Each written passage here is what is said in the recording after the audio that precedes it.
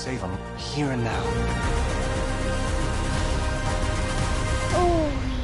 It's reversing the flow of time. Doesn't us being here now. I understand the light. And it never happened. So everyone can see me. I don't think my mom will let me watch this. But not from the air. Not so dramatic. I don't think my mom. Did you? I don't think my mom will let me watch this.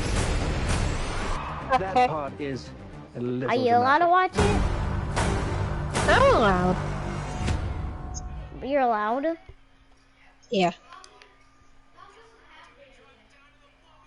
Is it over? Oh my God, there you go. The new trailer for Tenet.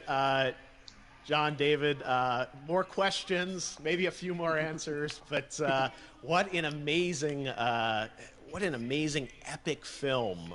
Tell me, I mean, what was your reaction when you saw that trailer? Because you obviously, spent a long time filming this thing, but the way the way it's cut together and the sort of the questions that it's prompting. What was your reaction when you saw it?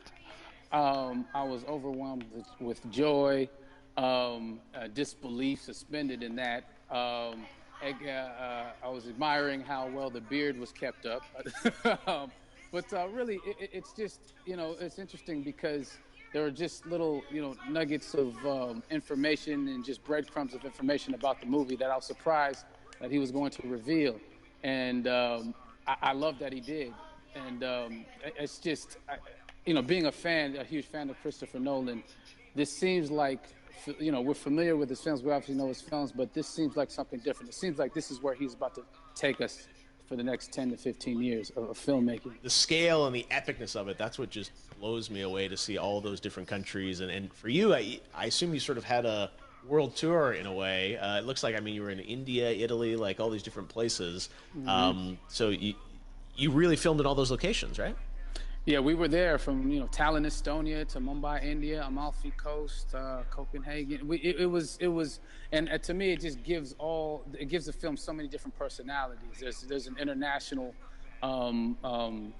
environment that's set with these characters that they're placed in, and what you saw is where we were. It's not green screened. We had How long is this live event for? And at these beautiful locations and sort of in these interesting sort of alien-like looking, planet-looking places as well. So it was, which gave me more motivation to just give it my all because of look at me real quick. Where we are so detailed. Look at me real quick. And specific to the story that we're trying to tell. When you watch so look at me, okay?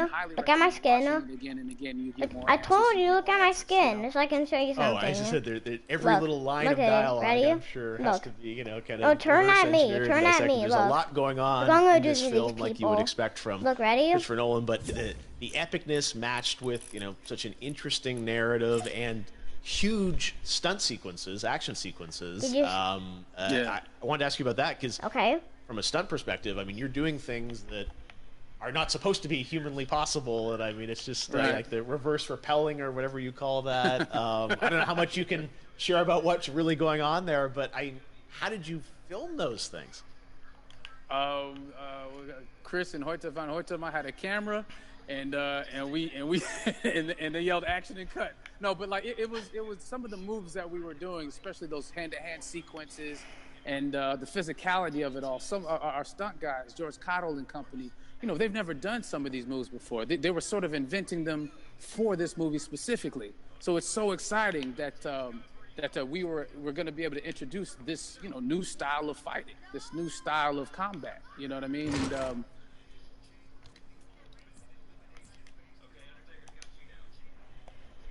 look what I am now.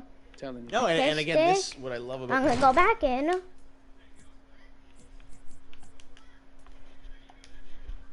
Boom, Tina. Yes. I'm sure even as you guys were filming, you were trying to kind of understand all the layers of this because again, like what we see is only the surface.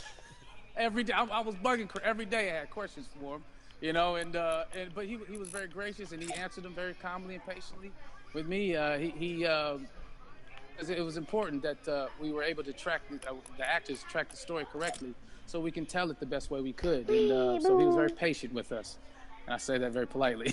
Well, you're lucky that you get to text Chris Nolan when you have a question about the film. The rest of us just have to carefully dissect the trailer and go to Reddit to try and understand what's actually going on there. But I gotta say, it's like so many hints, and that's what we love. I think is like, you know, slowly peeling back the layers of this, but still having such an interesting, heartfelt story that I'm sure is at the core of this film, like all of his work.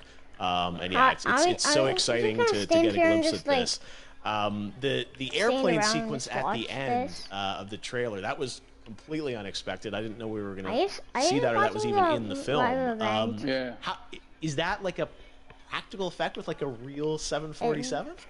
Yeah, that was a real plane, and that was a real building that they crashed that plane into. And we, cast and crew all witnessed it. It was epic, it was incredible. And, we all cheered and hurrayed and hurrahed when they yelled cut after Chris felt like he got it. So, what you saw is really what happened. At least the night I was there. No, I gotta say, the scale of this looks absolutely incredible. We all can't wait to see it. And I think I speak for everyone here in Fortnite.